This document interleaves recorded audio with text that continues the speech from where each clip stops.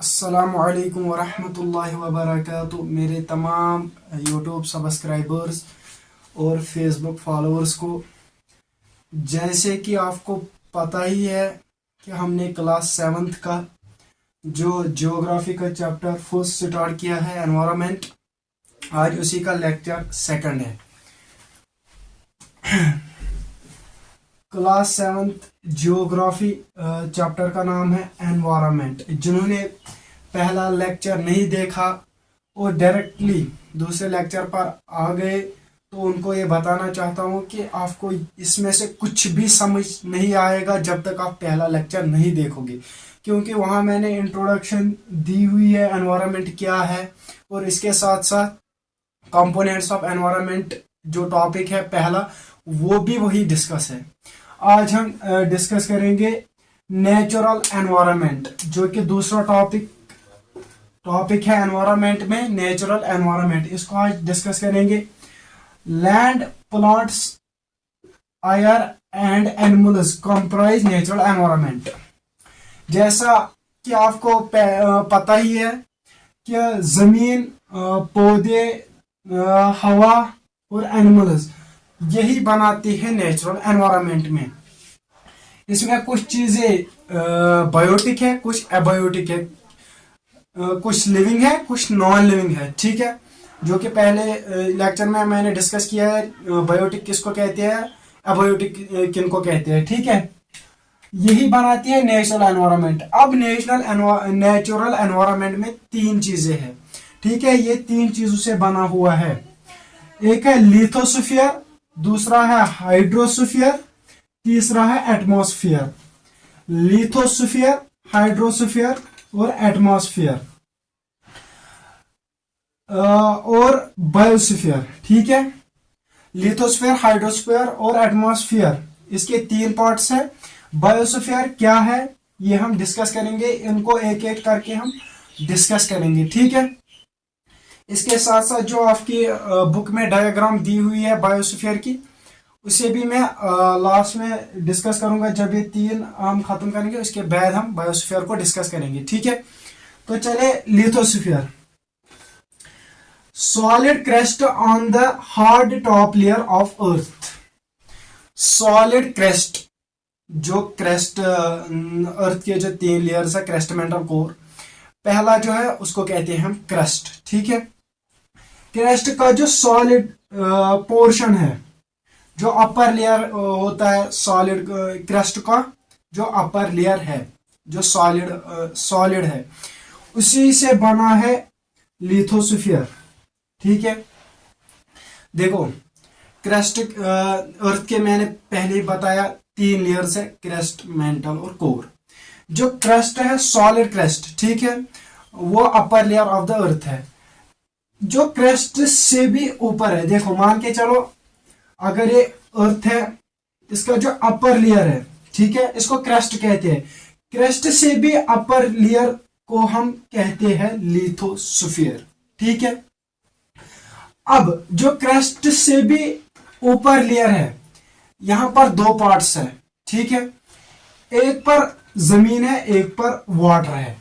ठीक है, कहीं समंदर है, कहीं जमीन है, कहीं कॉन्टिनेंट्स है, कहीं वाटर बॉडीज है। ठीक है, जो कॉन्टिनेंट्स वाला पार्ट है उसी को हम लिथोस्फीयर कहते हैं। ठीक है, जो समंदरों में जमीन है उसे कुछ और कहते हैं। इसी लेक्चर में वो डाउट भी क्लियर करूंगा, लेकिन पहले याद रखना जो कॉन्टिनेंट्स, जो जमीन का पोर्शन है, क्रस्ट का जो जमीन का ऊपर पोर्शन है, उसी को लिथोस्फीयर कहते हैं। ठीक है, ये किन चीजों से बना है? It is made up of rocks, minerals. ठीक है, ये पत्थरों और मिनरलों से बना हुआ होता है। इसके साथ साथ and covered thin layer of soil, और इसके ऊपर जो होती है वो सॉइल की जो थिन लेयर होती है, सॉइल इसके ऊपर होती है। कैसे? जिस तरह हम कहते हैं कहीं रेड सॉइल है, कहीं ब्लैक सॉइल है, कहीं वेलो सॉइल है, बहुत टाइप्स है सॉइलों की। वही सॉइल इनके ऊपर होती है। नीचे रॉक्स होती है, उसके ऊपर सॉइल्स होती है। वही ब्लैक सॉइल, रेड सॉइल, वेलो सॉइल, बहुत से टाइप्स है वही। ठीक है, It consists of landforms, example mountains, plateaus, plains, valleys, etc. ये इस पर क्या बना हुआ होता है? लैंडफॉर्म्स। इस पर लैंडफॉर्म्स होते हैं। लैंडफॉर्म्स क्या क्या? देखो, माउंटेन्स इसी पर होते हैं, प्लेटूज, प्लेन्स, वैलीज एटसेट्रा। देखो, माउंटेन्स इस शेप के स्ट्रक्चर को हम माउंटेन्स कहते हैं, ठीक है। माउंटेन्स भी लिथोस्फीयर पर होते हैं, ठीक है। अब देखो, माउंटेन्स और प्लेटोज में फर्क ये है कि देखो, ये पहले प्लेन होते हैं, फिर ऊपर की तरह होते हैं, फिर प्लेन होते हैं, फिर नीचे की तरह होते हैं, फिर इस तरह होते हैं। इसको हम कहते हैं प्लेटो, लेकिन माउंटेन्स होते हैं इस तरह के, ठीक है। ये माउंटेन्स और प्लेटोज में जो डिफरेंस है यही मैंने डिस्कस कर दी। प्लेन्स तो पता ही है आपको, प्लेन जमीन होती है, एंड वैलीज एटसेट्रा, ठीक है। इट प्रोवाइड्स ग्रास लैंड, ठीक है। ये हमें प्रोवाइड करते हैं ग्रास लैंड। देखो, ग्रास कहाँ उगती है? ग्रास उगती है सॉइल पर, ठीक है। सॉइल पर उगती है ग्रास, और उसी सॉइल को हम कहते हैं लिथोस्फीयर, ठीक है। यहां तक बात क्लियर हुई। ये हमें प्रोवाइड करता है ग्रासलैंड्स, और इसी के ऊपर फिर हम करते हैं अपने जो एनिमल्स है उनको हर्डिंग इसी के ऊपर करते हैं, ग्रासलैंड के ऊपर ही, ठीक है। उनको चराते हैं हम ग्रासलैंड्स के ऊपर। लैंड फॉर एग्रीकल्चर, लैंड हमें प्रोवाइड करता है एग्रीकल्चर के लिए, जैसे कि हम जमीनों पर राइस उगाते हैं, जूट, मिलेट, व्हीट एटसेट्रा।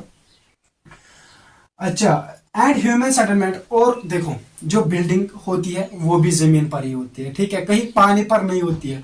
आज तक आपने कोई बिल्डिंग देखी है जो पानी में होती है, ठीक है, फिर उसका अलग नाम होता है, लेकिन लिथोस्फीयर पर ही बिल्डिंग्स होती है, ठीक है।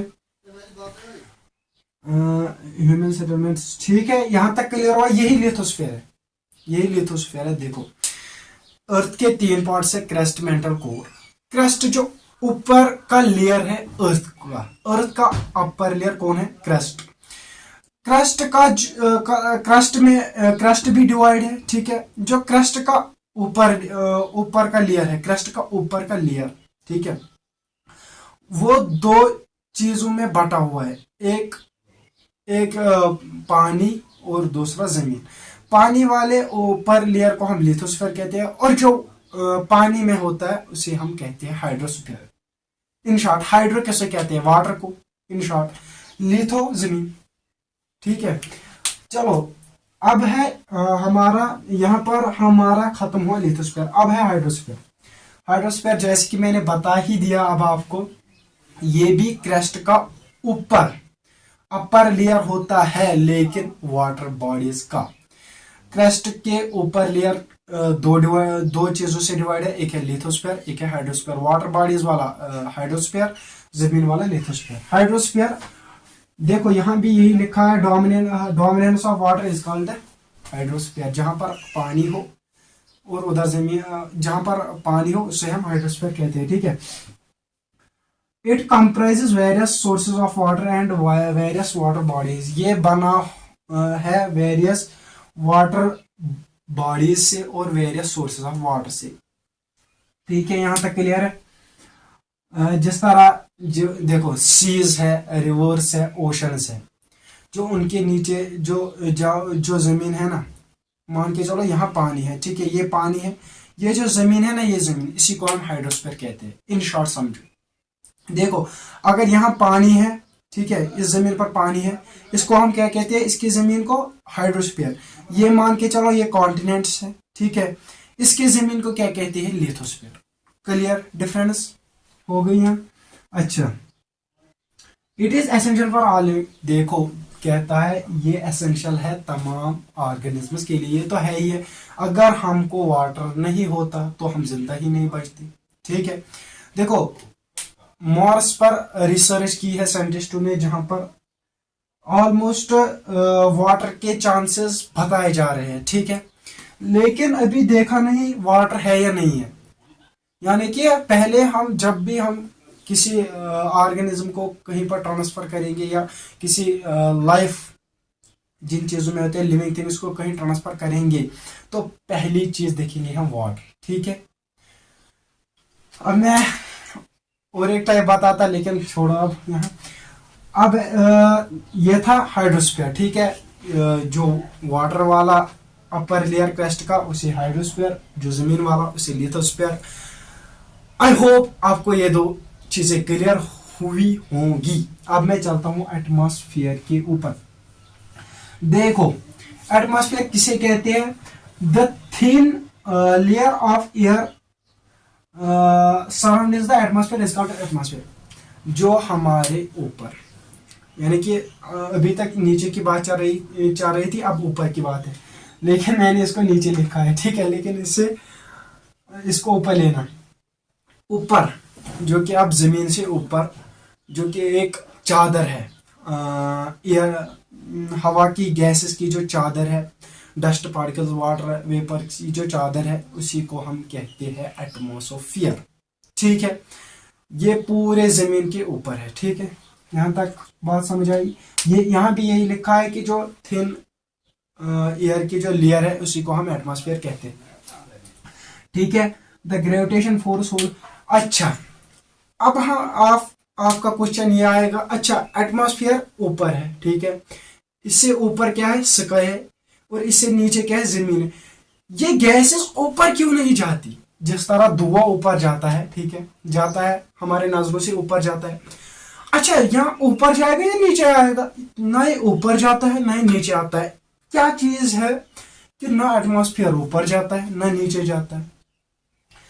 अच्छा, इसकी वजह है ग्रेविटेशनल फोर्स। अर्थ का जो ग्रेविटेशनल फोर्स है, ये इसको होल्ड करके रखा हुआ है एक ही जगह पर। ऊपर से जो स्काई का फोर्स है, मैं भूल गया उस फोर्स को अभी, अगर याद आया तो मैं बताऊंगा। ऊपर स्काई का फोर्स देखो, ये मान के चलो ऑफ एटमॉस्फेयर। ठीक है, ये एटमॉस्फेयर है, ऊपर है स्काई, नीचे है जमीन। मान के चलो ये भी इसके ऊपर प्रेशर बना रहा है, देखो ये भी प्रेशर बना रहा है। ठीक है, कांटेक्ट इनको नहीं है, इसको आप मान के चलो, देखो अब मान के चलो मार्कर कैप के बिना। ठीक है, इस पार्ट को मान के चलो ऑफ एटमॉस्फेयर, ऊपर स्काई नीचे जमीन, इसको होल्ड करके रखा हुआ एक ही जगह पर। जमीन का जो फोर्स है उसे हम ग्रेविटेशनल फोर्स है कहते हैं। ग्रेविटेशनल फोर्स ने इसे एक जगह पर रखा हुआ है, होल्ड करके रखा है। ऊपर स्काई का फोर्स इसको होल्ड कर रखा हुआ है एक ही जगह। ठीक है, नीचे ये खींचता है, ऊपर ये खींचता है, लेकिन ये सेम पोजीशन पर है। ठीक है, इसीलिए ना ही ऊपर जाता है ना ही नीचे आता है। अगर कोई कहेगा एटमॉस्फेयर अगर एग्जिस्ट करता है तो बताओ वो ऊपर क्यों नहीं जाता, वो नीचे क्यों नहीं आता? कह देना यार, अर्थ का जो ग्रेविटेशनल फोर्स है वो उसे होल्ड कर रखा हुआ है। ठीक है, it consist of dust body, जैसे कि मैंने आपको पहले ही बताया, यही अब लाइन है एनसीईआरटी की भी। ये किस चीज से बना हुआ होता है? डस्ट पार्टिकल्स से, वेरियस गैसेस से, वाटर वेपर से बना हुआ होता है हमारा एटमॉस्फेयर। अच्छा, यहाँ पर मैं एक पॉइंट भूल गया, यहाँ पर एक पॉइंट मेरी तरफ से ऐड करेंगे आप। ठीक है, मैंने आपको हर वीडियो में मैं आपको अपनी तरफ से एक पॉइंट बताऊंगा जो आपके एनसीईआरटी में पता नहीं है या नहीं है। ठीक है, वो ये है कि it protects us from harmful rays. ठीक है, यहाँ एक पॉइंट लिखना, इट प्रोटेक्ट्स अस, कौन? Atmosphere protects us from harmful rays and it absorbs heat scorching. ठीक है, ये पॉइंट लिखना। अच्छा, कैसे बचाता है? एटमॉस्फेयर के भी कुछ हिस्से है, एक पार्ट में बताऊंगा आपको। ओजोन लेयर, एटमॉस्फेयर में एक जो लेयर्स, एटमॉस्फेयर में भी अपने अपने लेयर है। फिर ओजोन लेयर ऐसी लेयर है, जब रेज आती है ना सन से, जब रेज आती है सन से, अल्ट्रा वायलेट रेज उनको हम कहते हैं। अल्ट्रा वायलेट रेज आती है सन से, जो अगर हमारे स्किन पर डायरेक्टली पड़ जाती तो हमें स्किन कैंसर हो सकता था, हो सकता था क्या होगा अगर वो डायरेक्टली हमारे स्किन के ऊपर आएगी सन से रेज, हमें स्किन कैंसर का सामना करना पड़ेगा। लेकिन ये कुदरत का निजाम है कि उसने एटमॉस्फेयर में ही ओजोन लेयर रखा, वो उन रेज को एब्जॉर्ब करता है और उसके बाद जो रेज भेजता है अर्थ के ऊपर, उनमें वो उतना ज्यादा इफेक्ट फिर नहीं होता है। ठीक है। अच्छा, ये रिसेंट रिसर्च है कि ओजोन लेयर बहुत से जगहों पर थिन हो गया, बहुत थिन हो गया है कि मान के चलो होल हो सकता है कुछ ही ईयर्स में। ठीक है, ये आपके लिए प्लस पॉइंट है। और जो एटमॉस्फेयर है ये हीट को एब्जॉर्व करता है। ठीक है, एब्जॉर्व करता है हीट को, जो जमीन से इससे रिफ्लेक्ट होके जाती है हीट, वो उसे एब्जॉर्व करता है। ठीक है, कौन करता है? एटमॉस्फेयर। ठीक है, ये प्लस पॉइंट था। इसके साथ साथ मैं आपको ये बताऊं, जो भी चेंजेस क्लाइमेट में आएंगी, जो भी चेंजेस क्लाइमेट में आएगी, वो डायरेक्टली हमारे क्लाइमेट या वेदर में आएगी। अब यहां पर और एक पॉइंट है। क्या पॉइंट है? वो ये है कि अच्छा, जो भी चेंज एटमॉस्फेयर में आएगी वो हमारे डायरेक्टली हमारे वेदर और क्लाइमेट में आएगी। अब बताए क्लाइमेट और वेदर में क्या फर्क है। देखो, आपके सिलेबस में ये नहीं है कि क्लाइमेट और वेदर के बीच डिफरेंस बताए या फर्क बताए। वैसे भी मैं आपको कहता हूँ कमेंट सेक्शन में आप में से हर एक बच्चा मुझे बताएगा डिफरेंस बिटवीन क्लाइमेट और वेदर। आप हर रोज सुनते हो कि आज मौसम कैसा है। ठीक है, सुनते हो कि नहीं सुनते हो? अब ईमानदारी से पहले वीडियो को पॉज करो, उसके बाद कमेंट सेक्शन में बताओ वेदर और क्लाइमेट में डिफरेंस। ठीक है, वेदर और क्लाइमेट में डिफरेंस मैं आपको आखिर में बताऊंगा, उससे पहले मैं आपको बायोस्फीयर पढ़ाऊंगा। तब तक आप कमेंट में बताएंगे क्या क्या डिफरेंस है। ठीक है, अब बायोस्फीयर क्या चीज है? ठीक है, अब लिथोस्फीयर भी समझ आया, हाइड्रोस्फीयर भी समझ आया, एटमॉस्फेयर भी समझ आया। अब बताओ, क्या बताओ बायोस्फीयर क्या है? देखो, अगर हमें लाइफ एग्जिस्ट पड़ती अर्थ पर, अगर हमें लाइफ एग्जिस्ट करनी पड़ती अर्थ पर, तो हमें ये तीनों चीजें चाहिए थी। चाहिए कि नहीं चाहिए? क्या इनमें से एक चीज ऑफ रखते बाकी दोनों ही रखते? देखो, जैसे कि मैं कहूंगा, अगर यहाँ पर सॉइल होती, एयर और वाटर नहीं होता, क्या यहाँ लाइफ होती? एब्सोल्युटली नहीं होती। क्या अगर यहाँ एयर होती, वाटर और सॉइल नहीं होती, क्या लाइफ होती? नहीं होती। ये तीनों चीजें हमें चाहिए एक लाइफ एग्जिस्ट करने में। ठीक है, तीनों एसेंशियल थिंग्स है हमारी लाइफ के लिए, वाटर भी, एयर भी और सॉइल भी। ठीक है, अब ये जो तीनों है ना, तीनों, इनको हम मिलाकर कहते हैं बायोस्फीयर। यानी कि जो हमारी लाइफ बेसिक एलिमेंट्स को, जो हमारी लाइफ के बेसिक एलिमेंट्स को फुलफिल करे, उसी को हम कहते हैं बायोस्फीयर। यानी कि इन तीनों को बायोस्फीयर, अगर आपको डेफिनेशन आए तो biosphere consists of lithosphere, hydrosphere, atmosphere. लिख कर मैंने आपको पहले ही बताया। अब हम इकोसिस्टम को देखेंगे। देखो, इकोसिस्टम क्या होता है? क्या है ecosystem? A system formed by the interaction of all organisms with each other. जितने भी जानदार या लिविंग थिंग्स है, जो उन्होंने एक सिस्टम बनाया हुआ है एक दूसरे से, इसको इकोसिस्टम कहते हैं। कैसे? A system is formed by the interaction. A system is formed by the interaction with each other. जो सिस्टम बनता है जब हम एक दूसरे से, लिविंग थिंग्स जब एक दूसरे से इंटरेक्शन करते हैं, जो वो सिस्टम बनता है उसको कहते हैं हम ecosystem. And with physical chemical factors of the environment, और कुछ फिजिकल केमिकल फैक्टर्स है एनवायरमेंट की। एग्जांपल दूंगा मैं आपको समझने के लिए। देखो, जिस तरह हम हैं, हम क्या खाते हैं, हम खाते हैं राइस, ठीक है। इसी तरह जो जानवर है, जो गाय होती है, जो बैल होते हैं, वो क्या खाते हैं, वो खाते हैं ग्रास, ठीक है। हम खाते हैं राइस, वो खाती है ग्रास, ठीक है। फिजिकल, ठीक है। फिजिकल उस चीज को क्या कहा जाता है जिसे हम टच कर सके। देखो, राइस को हम टच कर सकते हैं, इसी तरह ग्रास को भी हम टच कर सकते हैं, ठीक है। एंड केमिकल, केमिकल मतलब केमिकल में आता है एयर आता है, वाटर आता है। देखो, हम एयर भी पीते हैं और वाटर भी पीते हैं, और इसके साथ साथ चावल भी खाते हैं, यानी कि हम फिजिकल फिजिकल के साथ साथ केमिकल इंटरेक्शन भी करते हैं।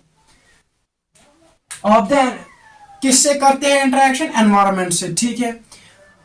जो एक लिविंग थिंग एक दूसरे से जो सिस्टम बनाते हैं, चाहे वो फिजिकली कुछ खाते हैं या केमिकली वो कुछ पीते हैं, जैसे एयर वाटर, ये इस सब को कहते हैं हम, क्या कहते हैं हम? इकोसिस्टम, ठीक है। इन विच दे लिव, जिससे हम जिंदा रहते हैं, जिससे हम जिंदा रहते हैं, ठीक है। Are linked by transformation of energy and material, are linked by transfer of energy and material. ये सारा लिंक्ड है, एक ट्रांसफर ऑफ मटेरियल और एनर्जी। देखो, एनर्जी क्या है और मिनरल क्या है? एनर्जी और मिनरल में, मटेरियल में फर्क देखो।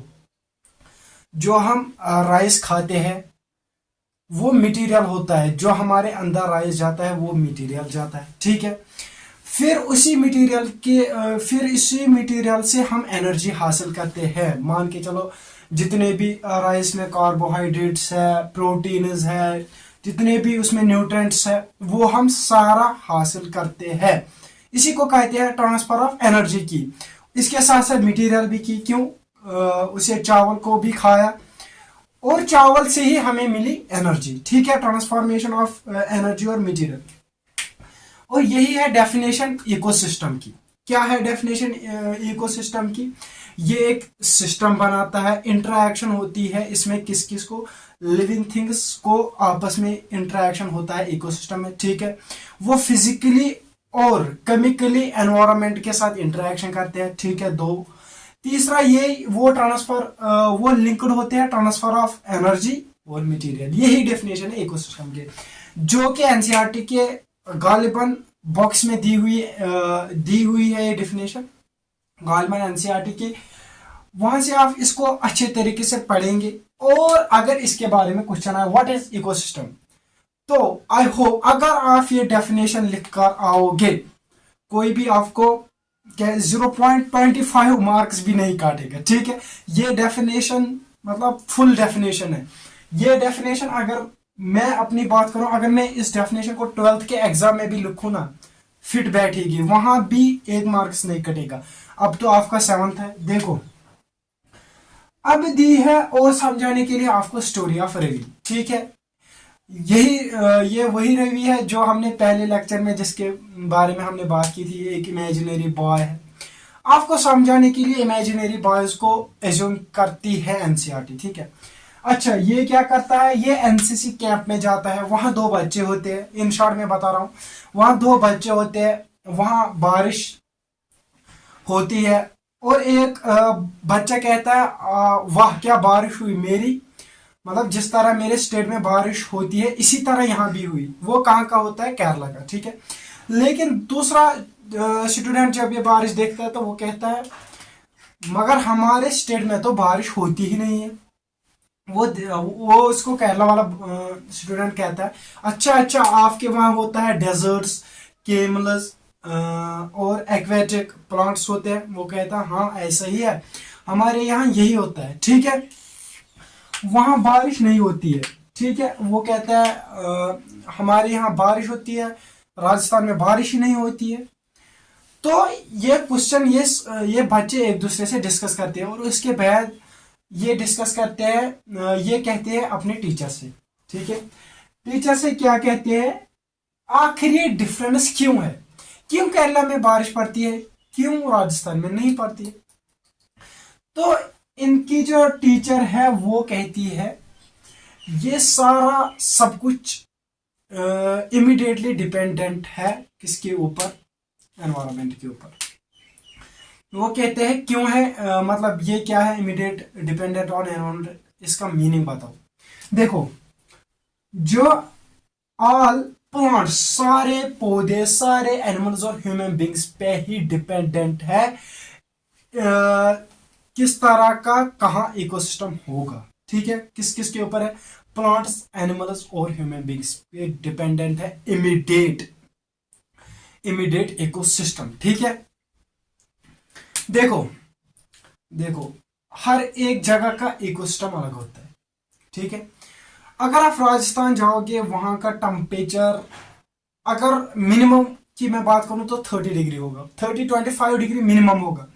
इसी तरह अगर मैं आपको अपनी स्टेट जम्मू कश्मीर की एग्जांपल दूं तो यहाँ मैक्सिमम टेम्परेचर होता है 35, मैक्सिमम होता है, मैक्सिमम मतलब कि जून जुलाई के महीनों में 35 होता है। ठीक है, यही है जो चेंज है, यहाँ का इकोसिस्टम अलग है, वहां का इकोसिस्टम अलग है। ठीक है, इसी को कहते हैं हम इकोसिस्टम। ठीक है, अच्छा, relationship between living and there surroundings form is called ecosystem. Relationship जो है लिविंग बीइंग्स और सराउंडिंग, यानी कि जो रिलेशन है लिविंग थिंग्स, जितने भी मान के चलो एक स्टेट में लिविंग थिंग्स मान के चलो 50 है। ठीक है, और वहां का जो एनवायरनमेंट है उनके बीच जो रिलेशन है ना, जो रिलेशन है उसी को कहते हैं इकोसिस्टम।